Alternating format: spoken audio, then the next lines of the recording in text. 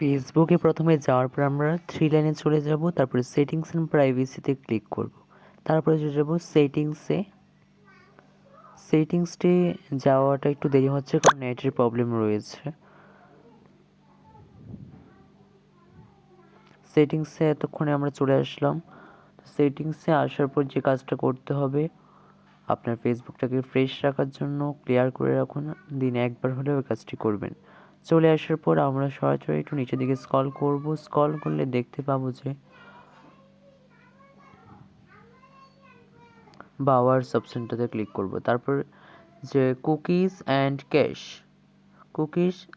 Cash এটা এখানে আমরা ক্লিয়ার করে দেবো। এটাকে যতবার করতে পারেন আপনারা করবেন, তাহলে আপনার ফেসবুকটা পরিষ্কার থাকবে। তো কয়েকবার এরকমভাবে করবেন, তাহলে কিন্তু আপনার ফেসবুকটা পরিষ্কার থাকবে। ভিডিও আপলোড হতেও দেরি হবে না এতটা। তো আমার ভিডিওটা কেমন লেগেছে অবশ্যই কমেন্টস করে জানাবেন, আর বেশি বেশি করে শেয়ার করে নতুনদের মাঝে পৌঁছে দেবেন, এটাই আমার একান্ত প্রার্থনা। তারপর ব্যাক করে আপনারা চলে আসবেন আপনাদের ফেসবুকে। ধন্যবাদ।